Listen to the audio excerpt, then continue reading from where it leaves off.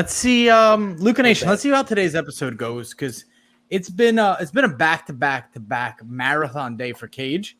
Yeah, And man. usually when that happens, I break down my diet. It's no good. I eat bad stuff. And I want to get wings, and that's okay usually. I'll eat wings, but I had a little ice cream. I got the kids some McDonald's, which I know you hate because that's not real food. It's not palmini. It's not like, it's not something fancy. It's not Olivier salad. But I got a question for you. Let's start it off this way. You ready? Would you rather be the captain or the man in the arena? I'm with you, man. I'll tell you. I have come on here and I share Just completely ignore the question.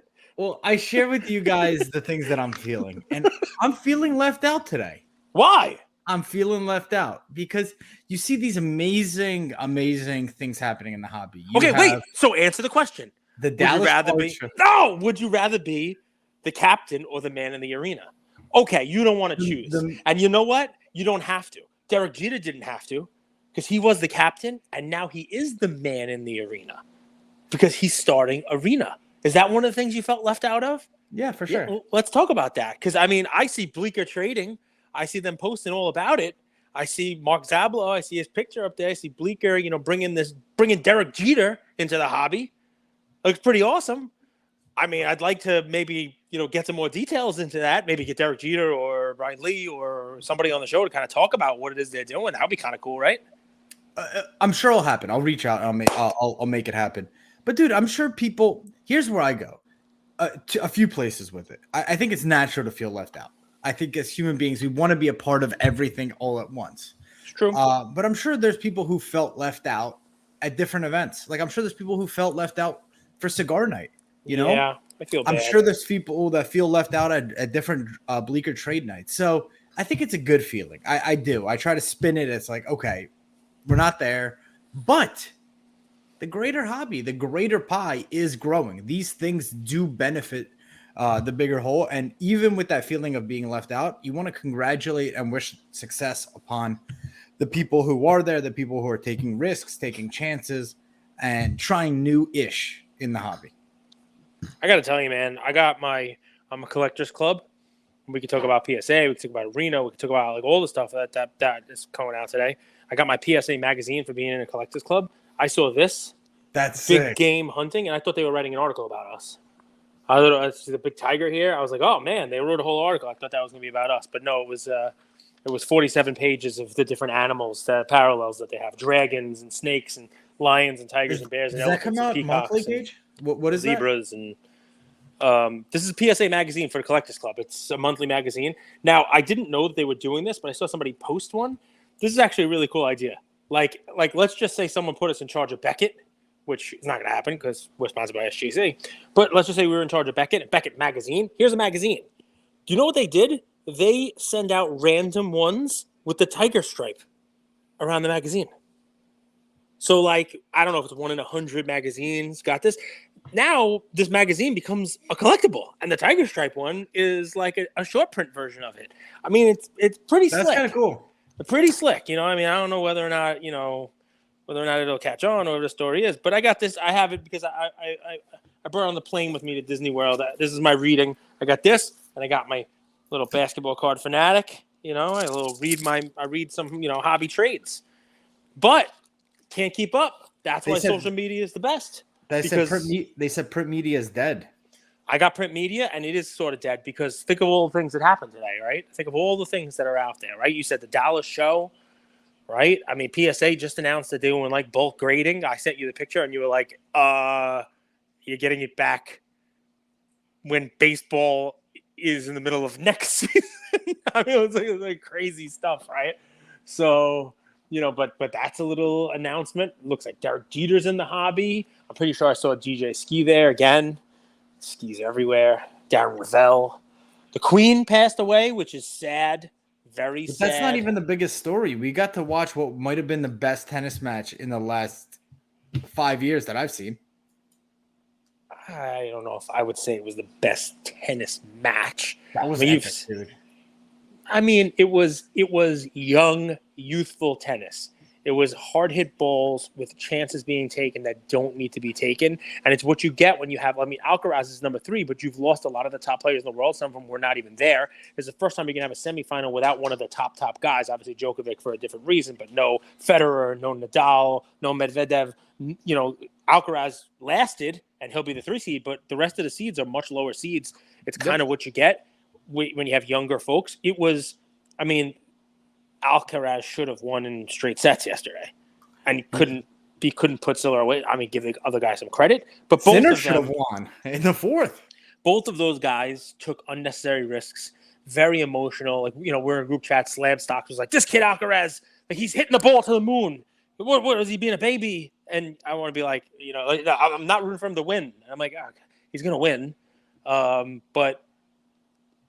A lot of unforced errors, a lot of, like, I wouldn't call it the best tennis match. It was exciting. I stayed up till 3:30 in the morning and watched the whole thing because I was so invested in it, you know, that I was like, all right, I can't go to sleep until I know who wins this thing. So, you know, from that, they hit the ball pretty hard. I don't think that if I remember watching tennis, I don't remember Nadal or Fed rallying with such force and power, dude. Who's that just messaged us? Because I don't want to click on it. Is it the important? No. It's $1 million idea, $1 million opportunity. I don't know. Something about blocking somebody. Who is getting blocked? I don't know. My attention is in different places now, and I don't want to go off camera. Not now, just okay. Good. Okay. Cage on a whatnot stream is chaos. You know that if you scroll to the right, you can't see any of the comments? Yeah, you can get rid of your comments. You can hide your comments. Yeah. Highly recommend. I don't want to do that. I want to see what people are saying. I want to be able to respond to them. Yeah, but then you're like whack-a-mole. Or I'm like the person who's responding to our audience. That's true. No, dude, that was awesome tennis. I'll tell you guys, be careful watching the content that Slabstocks puts out. I will say that. Because I've had beef with it. It's not shots fired. It's just, as with any of us, we all have ulterior motives. And oftentimes, the content that they're putting out, with this card going up or this card going down, it's cards that either they own or the cards that they don't own, and they own the opposite card, or like the rival card of the player that they're showing is going down. So I've been watching their content for a while. They use these like moments to kind of be like, oh, Alcaraz cards are up 150%. Well, more than likely you and your 16 friends were the ones that bought those cards. So I don't know. I don't like it. It feels deceptive. I wouldn't call them out specifically. I think that is something that a lot of people do. And what we try to do is, if you own something, if you're long something, you say, I own this, you know, hey, this looks like a good buyer, or this looks like a bad one. You have to try to say, all right, I'm long in this, right? Or, yes, guys, I think Josh Allen is awesome. I think his cards are going to go up, and I own 7 of them. We've talked about LeBron. I've tried to make sure everybody listening knows that I started buying LeBron cards this year, you know? I was not a LeBron fan before this, but his cards got too cheap. Like, you know, as long as you're doing that and you're being honest with people who are consuming your content, and more importantly, honest with yourself, I don't think it's a slab stock problem per se. I think it's a lot of people. But that, listen, we said this was going to happen. We're in a group with them. We see them buying these cards 2 weeks ago, and then, oh, look, his cards are up 180% after he won. I don't know. Maybe it's not deceptive. I just think they're not doing anything that, like, you know, 80% of content people out there in the hobby are doing. When people posting, oh, this guy is awesome, it's most likely because they have their cards. You know what I mean? There should be a disclaimer. Like in financial services, there should be a disclaimer like, hey, we own XYZ of this asset. Okay, that's fine. I mean, who does a good job of it? The card ladder guys, Chris Hodge and Josh. You know what they're buying and why. And they put it right there in their stories. Like, I think Chris Paul's undervalued, and here are the 50 of them that I bought, right? I love Christian McCaffrey. Hopefully he stays healthy. Here are my Christian McCaffrey one-of-ones. I think they do a good job of, you know, spelling out what it is that they're doing. I'm buying retired guys now. What is Josh buying now? I forget who it is. Oh, Todd Gurley cards. But you know that's what he's buying. You know what I mean? So, Oh, also, before we go into too many things, Chris Hodge had a fun post. I think it's coming up for auction again. It looks like the green Kaboom 1 of 1 Josh Allen PSA sold 6. in June as a PSA 6. It's now up for sale again as a PSA Authentic. Now, I don't mind it being sold again. June wasn't when Josh Allen was playing. Josh Allen is playing tonight, and maybe he's 3-0 when this thing sells, whether it's a 6 or Authentic. But the question is less about that card and more about, would you rather have it in a 6 Authentic? You don't care. Remember, this is a 1 of 1, so there's an additional wrinkle. Do you think it seems like a wasted expense to go and send it from a 6 to an Authentic? Probably that's probably $5,000. Is that service level? I don't think the card sold for that much. I think it sold. I think it sold for like $70,000. I don't know exactly what it is, but yeah, there's an expense. There's definitely an expense to it. So I can't imagine there would be that much of a discrepancy. I would actually say for a card like this, a 6 would probably sell for higher. I think Authentic is good. I think Authentic is good for older cards that are like autos and patches. I think that's where you want the authenticity. People are not counterfeiting kabooms. I don't mind Authentic on a 1 of 1, but an Authentic that everyone knows was a 6 and sold within the last 3 months as a 6, that's weird. So I think that's why it was kind of pointed out. So I think the bigger question is 6 or Authentic. I think that's kind of an even. I think below a 6, Authentic. I think we do this a lot, but I think what makes the hobby so much more difficult than everything else is it's not apples to apples. It's a 6 or an Authentic on which card. Correct. Right? Yeah, that's right. That's true. Because on a Mickey Mantle. All right, so you want to talk about the Dallas show? Not because we got apples to apples. What about the Dallas show? What do you mean? What about it? Nothing. You said there's all these things going on in the hobby. I just felt left out. I could have gone, but I didn't want to go, and people look like they're having a good time. The Dallas show happened? It's happening right now, like in Thursday. Yes, currently. This weekend is the Dallas show. It's like tonight, tomorrow, Saturday, Sunday. So who's there that you saw and you felt left out? I just saw Boston Authentic. MC Sports Cards is there. Sasha's at every show, man. And they're making deals? Yeah, dude. And it's harder to make deals online right now. I felt like I've been posting on the stories and like, hey, this is some of the inventory I have. So and a lot of posts. You guys know I don't typically sell, and I don't love to sell to our audience, but I do this. Sometimes I do this to just experiment. I just wanted to see what would happen, if we would. And I just feel like it's harder to move inventory the last week. Auctions on eBay are ending very low, very low. Someone posted like a Topps Chrome Kobe refractor in an 8 sold for $620. That would have been a $2,000-$3,000 card last year. So, yeah, that's simple. I think the in-person show thing is, usually following the National, I have withdrawal from that too. Like, I enjoy being there. The National is a different animal, but Dallas is not much, it's nothing to shake a stick at, right? It's everyone's there. People are there. The businesses are there. There's a lot of in-person deals. There's wheeling and dealing. At the right price point, you can get in or out of anything, which, unless you want to just send everything to eBay, PWCC, wherever, and start it at $1 and get whatever you get, then that's not, you have less control over kind of the deal making that you're doing. So I love it, man. Like, I was thinking, when's the next show we're going to go to? And, that could be fun. Maybe do another cigar night. Who the hell Probably knows? Chantilly is the one that's Chantilly the most lace realistic. and pretty face. A pretty ponytail hanging down. When to walk and to giggle when to talk. You ever heard that song? Makes the world go round. No, you never heard that? Ain't nothing. What was your favorite era of music, Cage? I don't know, man. I like all different. Like, I'll get into whatever it is. Like, I'm an 80s kid, so I like 80s music, and I like that it's making sort of a comeback now with, with Stranger Things, bringing back a lot of songs that I remember as a kid. No, that's a little before me. Okay. Yeah, that's a little before me. But Bee Gees. That's also before me. That's like disco. It's more 70s. Okay. My apologies. It's okay. I mean, I was alive in the 70s, but not really coherent. Beastie Boys. I had like your brain in the 70s. I had the brain of a 3-year-old. The Beastie Beastie Boys, yes. That's Okay. I would even say that's even like late 80s, Weezer's more 90s. Gotcha. That's more so nothing like, really happened in the 80s. You were 80s was it's the greatest music of I mean, that's like Michael Jackson is the 80s. Michael Jackson. Whitney Houston is the 80s.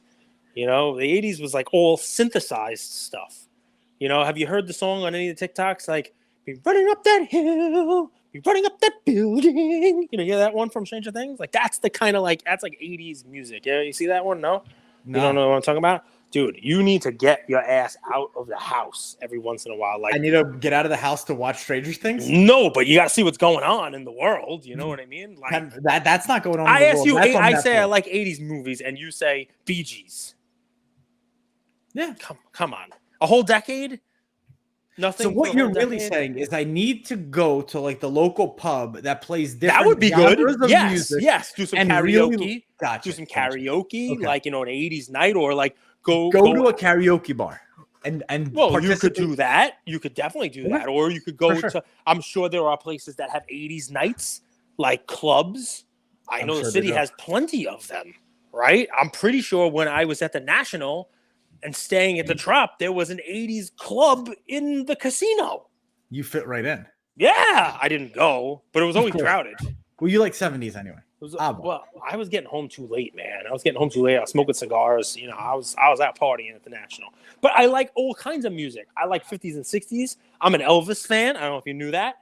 I like Elvis. Little Tupelo. Little shout out to Tupelo, Mississippi. I gave a little shot to Arkansas yesterday. We had some listeners who didn't like that. So, let's give this out some love today. Cage, this breaking culture, Uh-oh. it's not going anywhere, huh? No. Well, it's just okay. I remember August 2020, man, when people were chasing cards, singles, like legit singles. Mm-hmm. We want Bol, we want Hero, we want Luca, we want Michael Porter Jr., we want Acuna, remember those days? Yes. It seems like nobody really, outside of a few quarterbacks that were pumped by these content creators with video cameras on their face.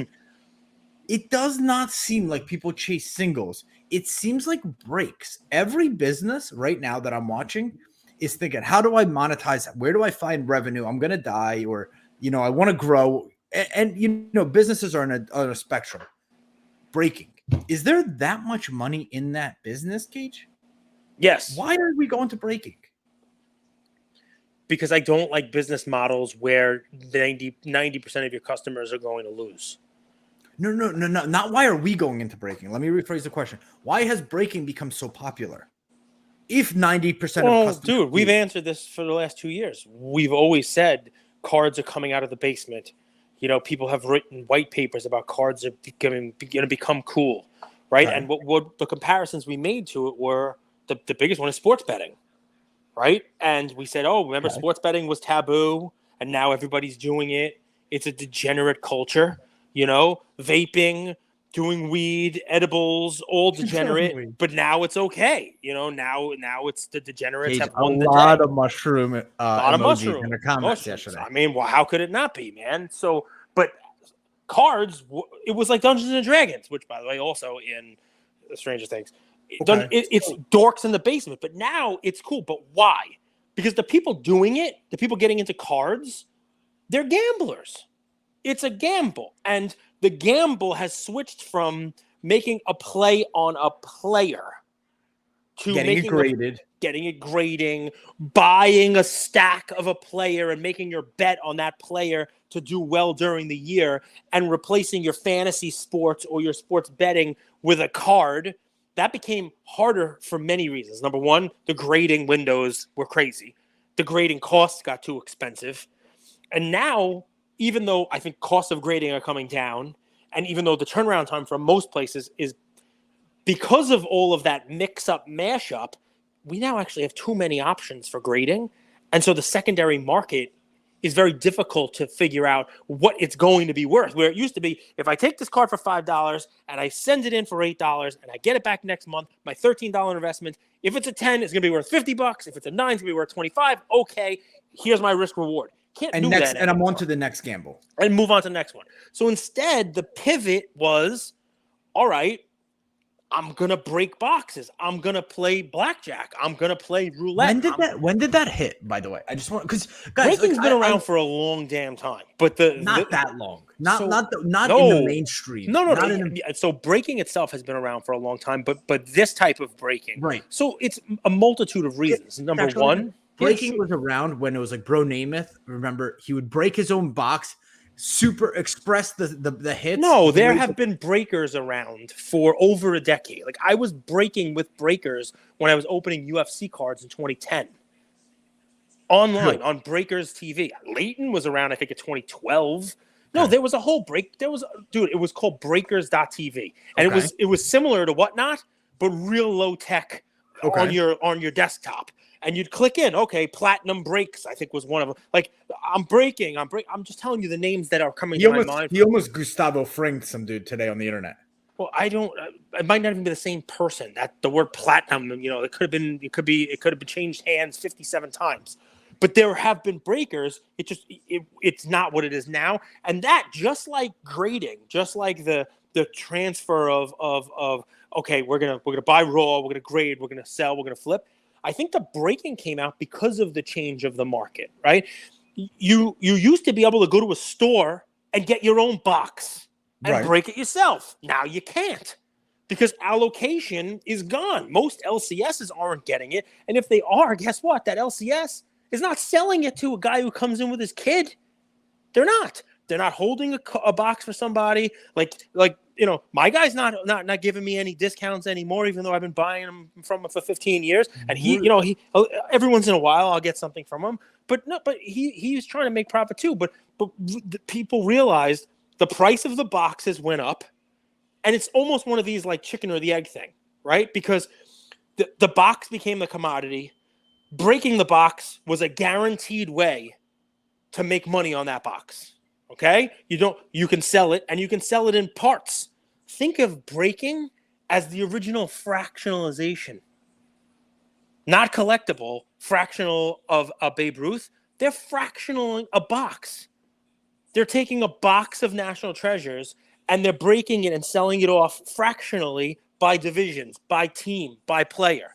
So they don't have to sell a $30,000 Eminence box to one person. They can sell it for $35,000 in 70 splots of $500. So I'm glad you used the word splots because they also layer on a level of complexity, right? Where it's like because I jump on some streams and it's like Eminence. I am an immigrant. I come from an immigrant family, and English is not my first language. You know this. So I don't enjoy it when you make fun. No. When I use bad words. When I don't use the right word, I use the wrong word. I apologize. I use bad words. I've said white sparkle on the cards. That's a bad word. By the way, I'm very proud of that. I've been buying white sparkle cards ever since I've said that. Unnumbered, allegedly out of 20. Storytelling. White sparkle. White sparkles are kind of cool. But anyway, there's like this level of complexity too, where it's like you have like a box of baseball, a box of Inception, a box of Prism, a box of Optic, a box of Select Football, and that's all like in one break. A mixed box break. Yes. That's cool. If that's what you want. It's a way for a breaker to get rid of some of their inventory. It's a way to differentiate from just doing one type of a box. The thing is, we like to gamble. Like, I can't play blackjack against myself in my living room. But with the internet, I can. You used to have to go to a casino. You used to have to go to an LCS. You used to have to go to a show. Now I can download an app, and I'm playing blackjack against a fake computer dealer and losing all my money. Now the breaking is exactly the same thing. But instead of playing blackjack or sports betting, I'm opening up a box of national treasures, and I'm going to get something out of it. Whatever hits for the Carolina Panthers in this draft, in this box, that's what I'm going to get. So I think about it a lot, man. Last 2 weeks, I've been doing mystery packs Mhm. where we have 5 different chasers, like 5 little golden tickets. Then at the end, we do a duck race for who get for first, second, third, fourth, fifth choice. And then I also have this die game. Anyone who wins an auction, if they guess even or odd, they go to the giveaway box. And it is fun. It creates a level of chase. It creates a level of gamble and risk. Um, and it like blows off steam. So I get it. It's fascinating. Everybody's getting into it. Literally anywhere you look, people are adding a breaking component to their business. Normally, when it is that easy to make money in something, a behemoth comes and takes it all over and forces out the multitude of little guys who are able to make money on it. It's sort of what happened with grading, the pricing going up, and there's behemoth. You call them monopolies often on the show, but I believe that the breaking space is ripe for a significant consolidation, right? And whether that's Fanatics coming in and kind of changing the way that it's done, or whether it's just backyard being huge and maybe buying up some of the smaller breakers. If you were Fanatics, would you buy Leighton or Backyard? It depends. I don't know what they want to do. So what's funny is we talk about things like sports betting and how that is a precursor to cards, right? And how it's got a lot of the same audience and crossover. Like, I wouldn't be surprised if Fanatics is going to have a sports app that allows you to buy cards, break products, buy jerseys, and bet on the games, just all in one app. It's like Pinocchio and all the other misbehaving children being sent off to an island. Like that app, like those gambling apps where you hit because you could sports bet, and I stayed in that section, but there was also like casino. Yeah. You hit casino, and it was like roulette, live dealer, right? And you literally it showed you his camera, and he was a spin, right? Yep. Final bets. Hits the number. The system. Well, I think you can think of a day like today where Fanatics is fully up and running, where they have an app where you could go on now. You can bet on the Bills to win tonight, $200, and when you win the bet, you automatically get an email that says, "Congratulations on your $200 win." Because you like the Bills, we're giving you 2 codes. One, 50% off on a Bills jersey, as long as you buy it in the next hour to celebrate your win, or 50% off, or 50% off $100 buy-in on a break for the Bills team tonight on one of these, breaking channels. And it's all right there. It's all in your app. It's all self-contained. Some might call it a sports metaverse, a fancy Zoom. Man, you tie things together. So you mentioned something. I'll tie this in. So I follow a few basketball influencers. Mm-hmm. Okay. One is like Lolo Fitzmo or something like that. She's like this, Lolo Fitzmo, Patrick Fitzgerald. No, but she's Gerald like Fitzpatrick. There's like these college basketball players, and now they make like YouTube videos. So there was a 2K event in LA last night. And they gave all the influencers little sports cards in one touches with like their, like how 2K has like a rating. Mm-hmm. The one was like 86, one was 96. Well, that's terrible. 99. What would your rating be? In NBA 2K influencer rating, what would it be? You're a 99. Clearly. Bro, I got over an 80. Let's go. You're a 99 and a half. I'm not that good at basketball. I'm talking about in influencing. Talking about doing what we're doing, not your basketball score. Your basketball score, they showed me some footage from Culture Collision. You're like a 43. But you can redeem yourself one day. Dude, Prism Gods put us in a 3-on-3 tournament, gave me one other partner. You know this. I'm pretty critical on myself. It wasn't me. It was the one-armed man. Right. Like, I'm pretty critical on myself. Like, I'll leave and I'll be like, man, I didn't do enough. I'm that dude. I did not feel any remorse. They didn't even give us enough players. But no. I'm not. All I know is Jeff Wilson called me and asked me if you were okay, and I'm like, I'm not there. I don't know what happened. I didn't get the story yet. That's Culture Collision in a nutshell for me.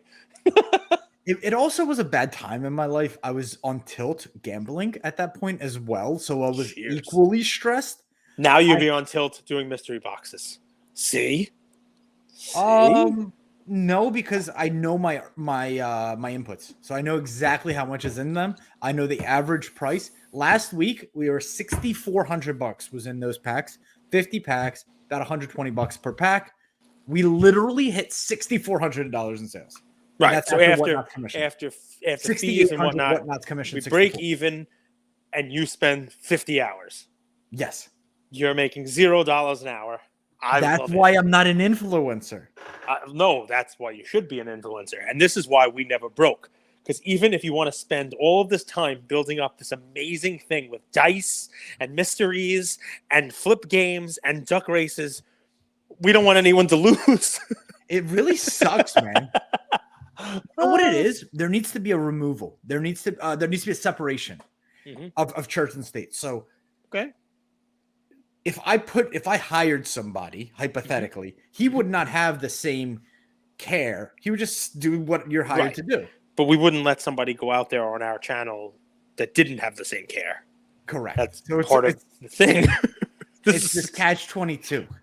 This is why we just give you this daily content, the hobby news channel, where we get to talk. I have a question for you. Sure. Mike Trout's injury, it's bad, right? You remember reading about it? We like the back, it was like season ending and the whole 9 yards, right? You saw that? So baseball sucks. The worst. It's not dying. But I don't know if you guys remember this, but a couple weeks back, Mike Trout was out with a bad injury. And the headlines were Mike Trout could be done forever. And his Cards took a bath. It was Mike Trout, this could be. Some of the headlines were like, it's bad, but it's not career threatening. Don't worry about it, folks. Did you even know Mike Trout was back? Did you know that he's hit 4 home runs in his last 4 games? Do you know that he is 1 home run behind Ohtani for second in the American League? That he hit his 32nd yesterday, I think, his 7th season with 30 or more home runs? No, because the news was he's hurt and it's bad. The Russian is cut and it's a bad cut. But you don't. They don't have a marketing department. They made some cuts. They have a one-person marketing team. Is what it is. I mean, Ohtani and Dude, Trout Judge hit just home hit runs. 55. Nobody 55. knows either.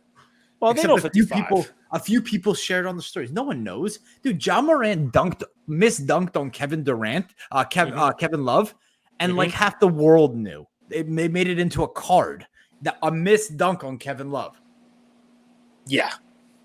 Illusions. Yeah, so like, no, they just don't. Well, there's cards of Judge's home runs. Everyone. My point is, NBA creates 100 pieces of content, and NBA like media accounts create like hundreds of pieces of content for every one piece of content that MLB creates. I'm just surprised, Mike. I was surprised to see Mike Trout playing. Like, I remember the headlines. I'm like, wait, he's back? And he's actually playing really well. And no one knows. Well, do you know how many times? So when I work for Gary's, we post 4 times a day, Cage. 8:30, 11:30, 3 or 4, 3:30 or 4:30, and then 7:30. 1:37 is actually what 1:37 p.m. was when 4 times a day for one person, for one business person. I would bet if I went to MLB's page, they probably post 1 or 2 times a day. Should check that. I'll check it right now. Check it and see. Because they're not doing themselves any favors, and that makes me sad. Because Trout, he's good, man.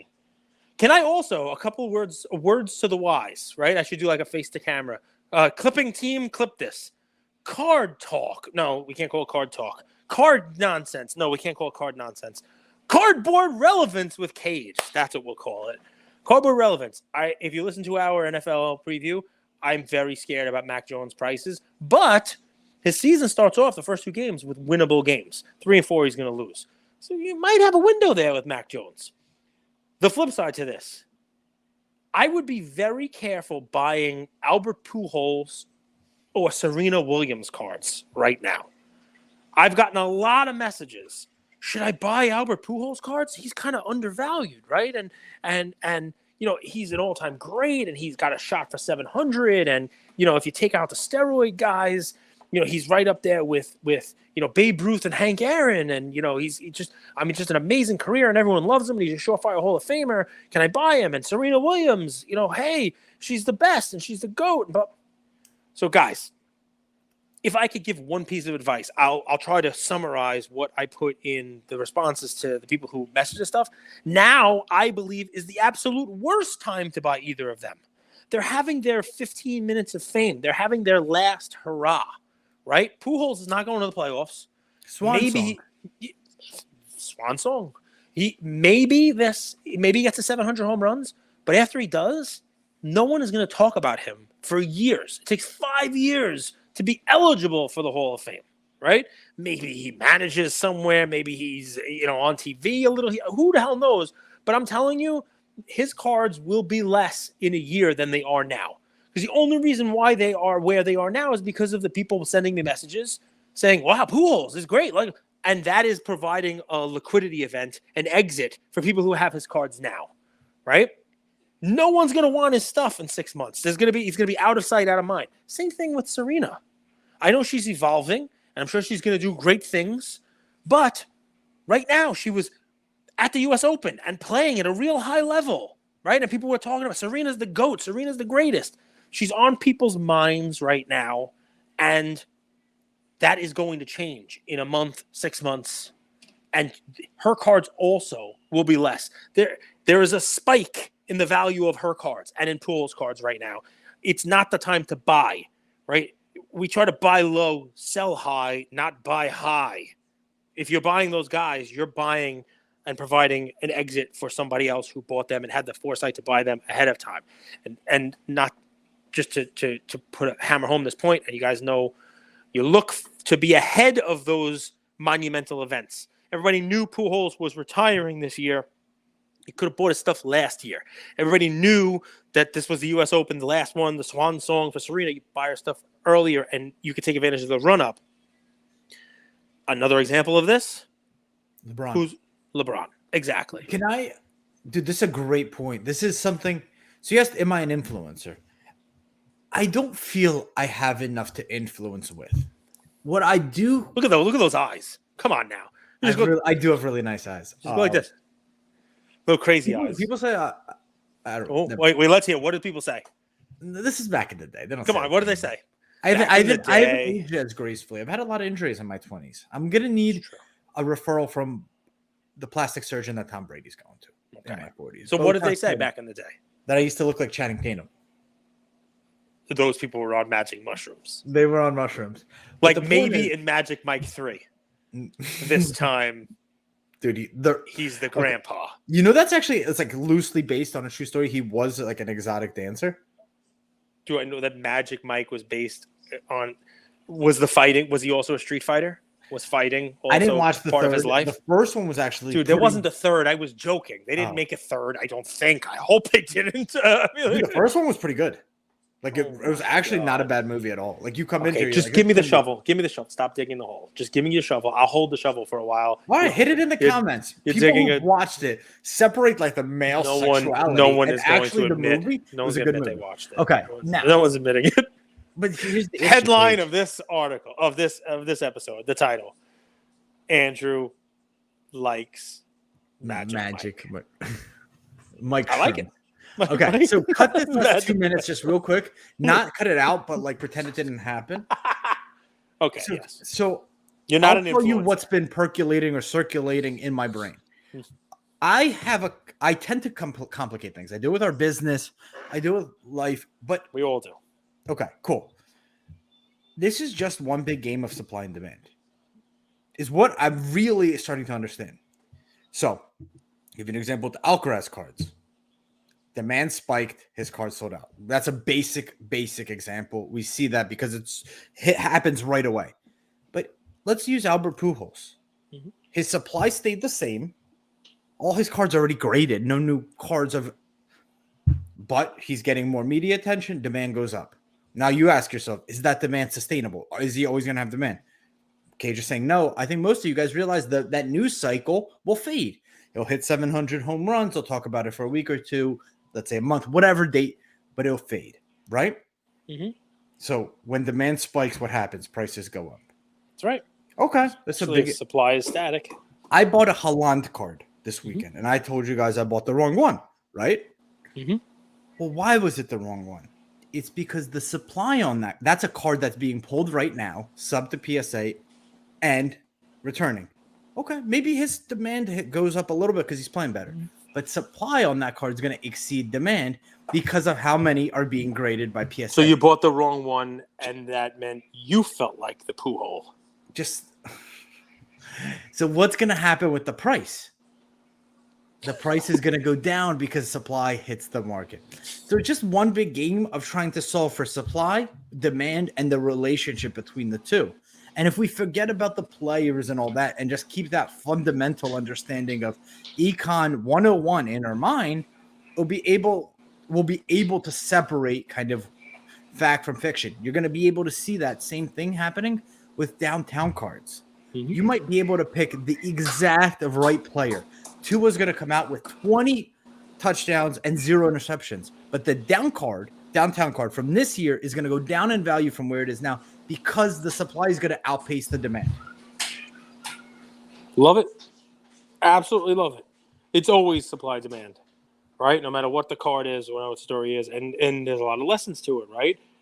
You know, right now, Pujols is a great example. Serena is a great example, right? There's demand for it. That is not, I believe, sustainable demand. Serena's an all-time great. Pujols an all-time great. There'll always be demand for it, but there's a spike in that demand now. That spike is what's not sustainable. Same with Alcaraz.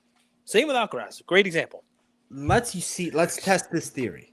Let's run it through the ringer of the most expensive cards. Okay? Mantle, Babe Ruth, even the Jordan 10. Mm-hmm. Why is that? Why do, as soon as you hear the Jordan 10, the next thing someone says is the number 321, 316. Mm-hmm. That number's not going to change by a lot. So you have a steady cap on supply, an underlying demand that's so strong, and so you know that demand will always be there, but the supply will stay the same. Mantle, there will always be the same exact amount of supply of those cards. Demand will always be there. Yeah, but I mean, you could make an argument, and I think you have, that when you see a run-up of Mantle's pricing, that maybe there's an unsustainable spike in the price because now, because of the headlines, people have started to flock to that card and it's run up a little bit. And while there'll always be demand there, maybe there won't be demand at the current prices, which, using your Jordan example, I mean, I'm not going to use the 700,000, but, you know, when it ran to 4s, yep, you know, that was not a sustainable spike in demand, right? And I think Econ 201, we could split it out into active versus passive supply, and the if like kind of that like effect between them. The active supply goes up when an asset runs. More of them hit the market. So that short-term active supply does drag down the price, serves as an anchor. That's what I've learned about the hobby in the last 2 years. So I share it with you guys. I don't know if you want to call that an influencer, you want to call that a teacher, you want to call that a collector, an investor. It's what I'm doing, what I'm learning. And maybe if that took me 2 years to learn and 5 different cycles of buying and selling, maybe you're on the other end and it only takes you 2 cycles and you could profit off that. That's my desire. I mean, the question I want to answer is how many cycles does it take Bro Namath? I just feel like he always has it figured out, man. He's that one of those guys. Oh, I see what you did there. He's got it all figured. Oh. Dude, you know me. Dude, you know me. Yes. I'm going to have to buy you a hat that has, like, you know, stuff up here. This is like stuff that I say. You catch it up here. It doesn't just fly over your head. Just going to put little hands up. Catch all the things. It's kind of far back, and I catch it before it gets I got it. I'm David Tyree. It's on my helmet. I caught it up here. It was going over my head, but I stopped. Unbelievable catch. That's the deal. All right, so a lot of stuff going on in the hobby. I think the PWCC premiere gets posted tonight. So by the time you guys are listening to this, I think the preview is up, and you guys can take a look at that. Some amazing cards, a Jordan 10, like we talked about, but some really nice cards. You know, Kobe PMG, and you know a metric on that. We need an auction without a Jordan 10. I don't know if it's ever going to happen. There's probably a little bit too many of them for there never to be but like a golden and a premier auction with no Jordan, that'll be an interesting sign. I mean, I think I'm with you. I think, you know, that is when it takes the leg up. It's hard for it to move up if people know, all right, if I miss this one, it'll be in the next auction. Once people start to see, all right, if I miss this one, there's not one coming for a little while. That's usually when people start bidding for it. I mean, that's and if you own it, you're timing it. I think some of these companies post the auctions a little bit before. So like you could be like, you last minute, all right, get it in there because you need the cash. So All right, so you're a sports bettor, but you haven't bet in a while. Give me some predictions for the game tonight. I know by the time a lot of people listen to this, the game. McVay I saw he never lost a season opener because he has so much time to game plan for it. I think it started with the Rams favored, and now it's the Bills favored. I mean, not a huge amount of points. Like I think it started like Rams favored by 2, and now it's Bills favored by 2 or 2.5. Ian seems to think that Josh Allen's going to have some turnovers tonight. Ian, why do you think Josh Allen's going to fumble the ball? He carries the ball out like a loaf of bread. That's what he says. He kind of holds the ball out like a loaf of bread. He doesn't. I got to watch Ian yesterday on a live stream playing ball. Playing basketball with 7th graders. He moves like an athlete. He's small, but he moves like an athlete. What grade is Ian in? 4th. Just started 4th. Yeah.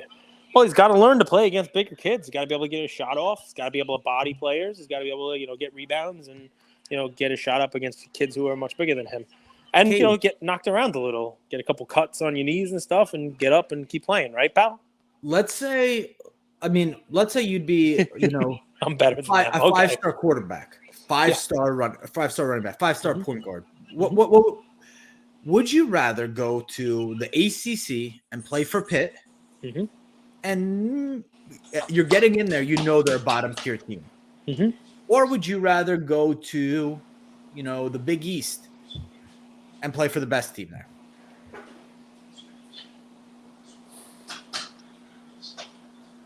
It's a great question. The question is, would you rather be a smaller fish in the big pond or a big fish in the small pond? I think it really does depend. There is a history of both succeeding. Some of the best wide receivers, especially some of the best wide receivers actually came from small schools. Like if I were to name for you the top 3 wide receivers that I believe in the history of the NFL, Jerry Rice, Randy Moss, and Larry Fitzgerald. You know what schools they went to? Marshall, and I don't know where Jerry Rice went to. I think Morehead State. Really? I think you can take a look. Here's what I think about with this: like you go to a small school, and you build confidence because you have success, but you're not playing against great competition, so maybe you're not improving as much. But you go to a big school, and you play against great competition, but maybe you don't build the confidence because you don't see the evidence of you winning.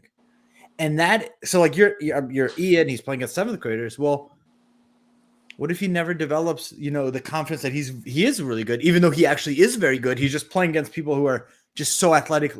So that yeah. I mean, now think about it. It's funny. I talked about this the New York City point gods, right? And Sham God was walking around with these like orthotic shoes. Sebastian Telfair? That were helping him. So Telfair didn't do this. Sham God looked like a fool, but he had these like circle shoes, like bounce shoes.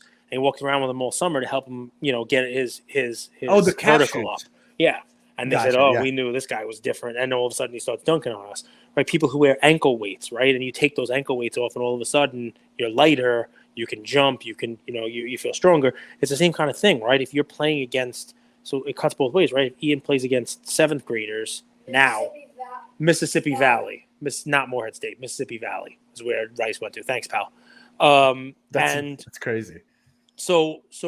But now when he goes to school and they have basketball in the gym and he's playing against other 4th graders, it's going to be like taking the ankle weights off. Yeah. You know what I mean? He's going to be like, wow, this is so much easier than when I'm playing against. They're not as fast. There's not as strong. There's not as. That's guys. I think the lesson of today's episode is you could win from anywhere. Jerry Rice, Mississippi Valley, and this guy is the best wide receiver ever. So it's not your current circumstances, it's your vision and your commitment to go after that. Moss might be a little misnomer because I'm pretty sure before he went to Marshall, I think he was at Florida State for a little while and they got thrown out. Yeah. But I mean, listen, QBs, same kind of thing. I would say that you want to go and face the best competition because when you're in the NFL, you're going to be facing the best competition anyway. But go face the best competition, but also put yourself in an opportunity to win. Because if you're facing the best competition and you're just getting destroyed, eventually that takes a toll on your confidence. Well, you're not going to make the NFL, probably. You know what I mean? Because it's only going to get harder for you when you get up a level and everybody was the best player. When you talk about this, right? You could be the best player in your school, and then when you get on traveling teams, you got to be the best player in your town. Then you got to be the best player in your county, and then the best player in your city, and then the best player in your state. And all of a sudden, you get to college.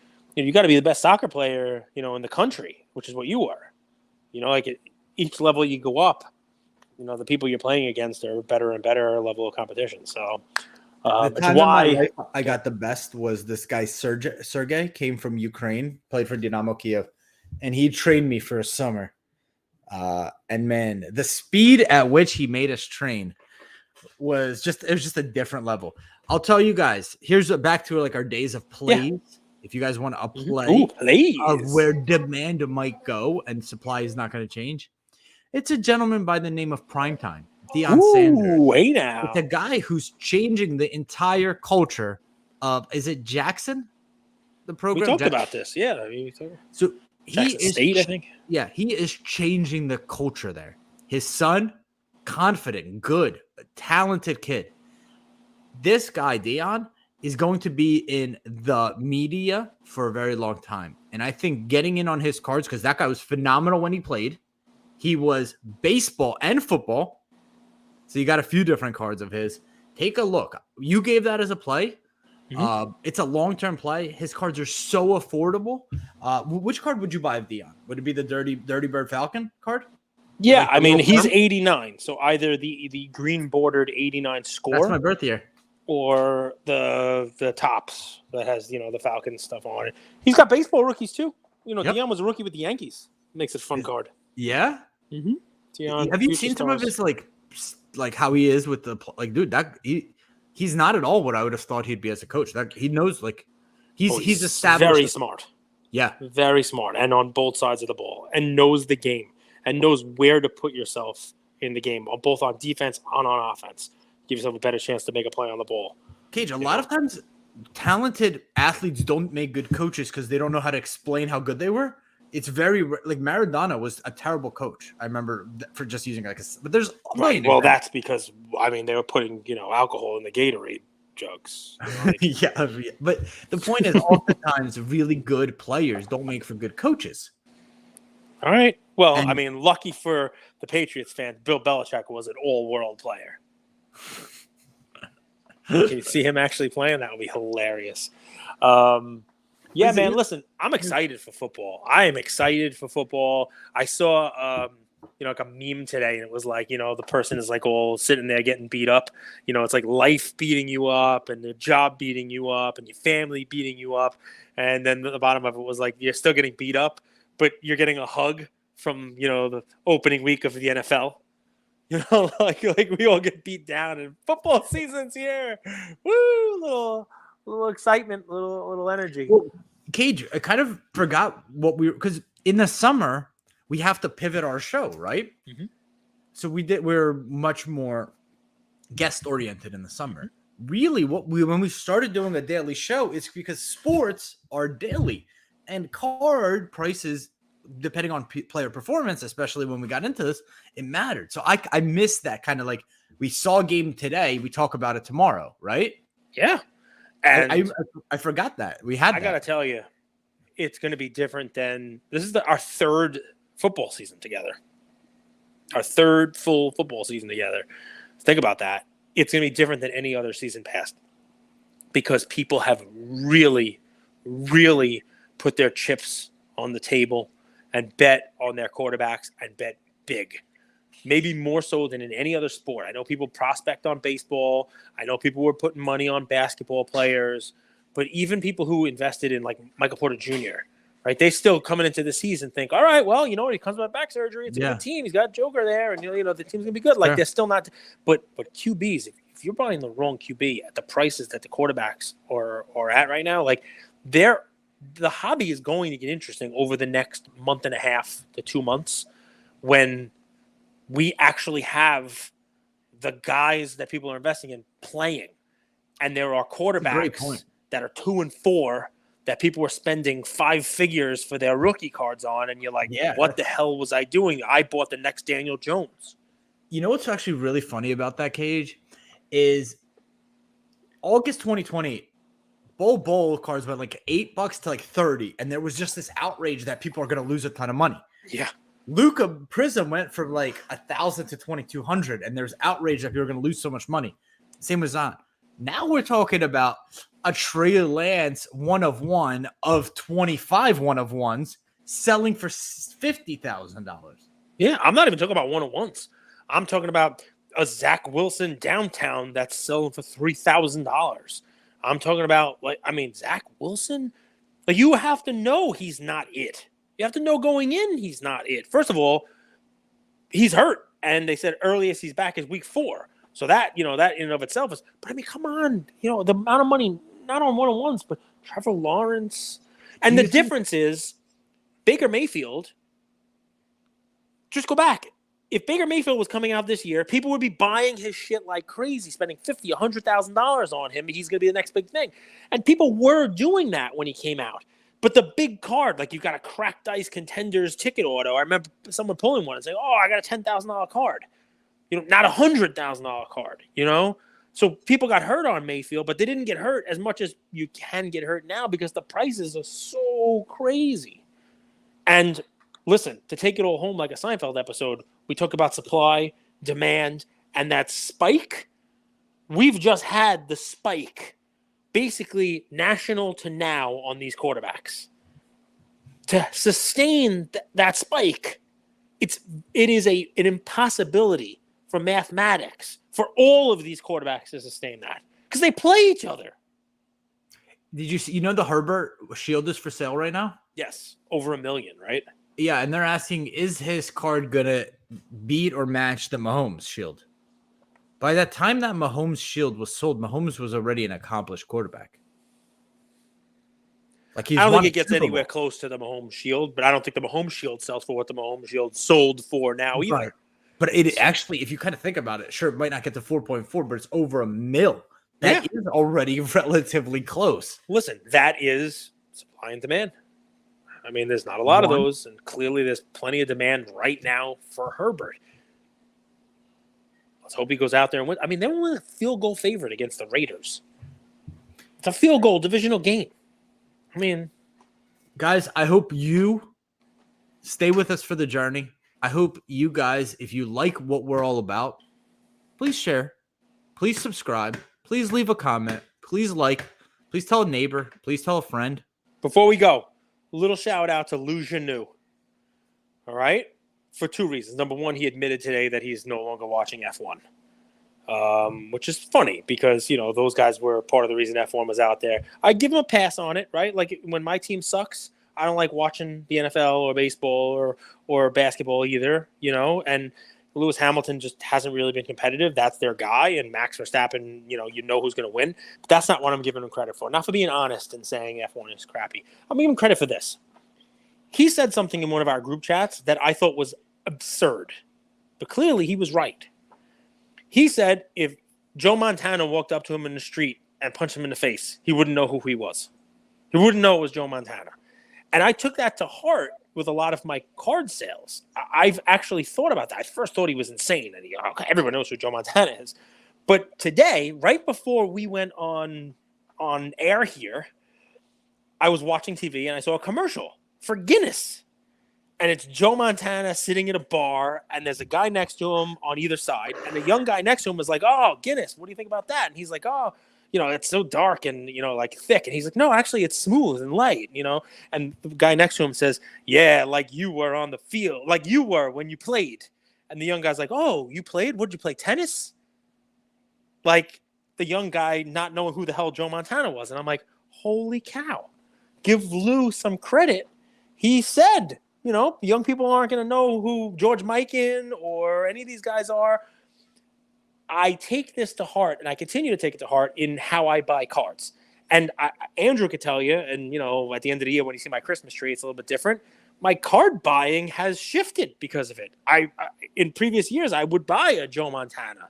Now I'm buying shinier stuff of younger guys. And, Peyton Manning punches you in the face, you're probably going to know who it is, right? So sure, more people would know Manning than Montana in today's climate. More people would know Manning than Mikan. But that's only one side of the puzzle. And if Montana only has 70 cards in a PSA 10, that's your supply. So all you need is more than 70 people to know about him. So you're only solving for one side of the equation, my good friend. And that is why we work well together, because the second post on Montana, I use Montana for reasons, I think it was on Twitter, said the highest price ever paid for a Montana card, the most expensive Joe Montana card ever, was $114,000 for his rookie card. The $114,000 Mahomes sale of one of his national treasures is like the 40th most expensive Mahomes card. It's funny stuff. You're right. I mean, there's a difference. And it got worse every year since Mahomes. And that leads me to what you were saying, which is 75 Trey Lance one-of-ones and Trevor Lawrence, 1,500 different, one-of-ones and parallels and the whole deal. It's very hard. We're at an hour. It's supply and demand, and there is no shortage of supply. I mean, there's still football, Trevor Lawrence, Trey Lance releases coming out now. There's still more rookies coming out. So Trevor Lawrence has like that long hair, right? Mm-hmm. So he's a very distinct look. Mm-hmm. But if Trey Lance came up to you, are you sure you would recognize him? No, I probably wouldn't. Football's tough because of the helmets. Would you recognize? What are you predicting? What are you predicting? What? Deontay Johnson, 2 touchdowns. Josh Allen. 4 fumbles. 4 turnovers, interceptions, and fumbles. 4 turnovers is the prediction for Ian. So do you think the Rams win? I mean, 4 turnovers is very hard to overcome. No, you think that 4 turnovers and still wins the game. You know, dude, that Cage. Remember, I get you some good odds on that. If he has 4 turnovers, you know that Domino from V for Vendetta? That's the first domino that starts knocking over all the other ones. Because if Josh Allen starts to go, forget about it. Luca Nation, that's another episode. We'll be back tomorrow. Thank you all for listening to another episode of Lucas, Tigers, and Bronzo Mai. I wanted to tell you about a new service that we have starting as of today, and I'm really, really excited to bring it to you guys. So as a part of our partnership with SGC, we got 50 free submissions every single month, and many of you have taken advantage of that. And it's amazing that we could have the opportunity to 650 episodes, 675 episodes in, to go ahead and give back to our community. As people were sending those cards in, they asked, can we send 5, 10, 20 more cards to you guys? We'll pay for it, but we wanted them graded with SGC. You guys know SGC is turning cards around in 13 to 14 business days, have incredible customer service, and their secondary market values are going up day after day after day. And that's exciting for the hobby and exciting for the grading landscape. So we didn't want to just rush into it. We wanted to do it right. And what we did was I relocated here to Boca Raton, Florida. I opened up a P.O. box maybe 5 minutes away from SGC, and I will be hand delivering and hand picking up the cards. So you don't have to worry about anyone else touching your cards. It will be me, and I will update you every step of the way. So here's how it's going to work. I'm going to personally pick up the cards from a P.O. box, prep them, new card saver, new penny sleeve, and deliver them to SGC every single Tuesday.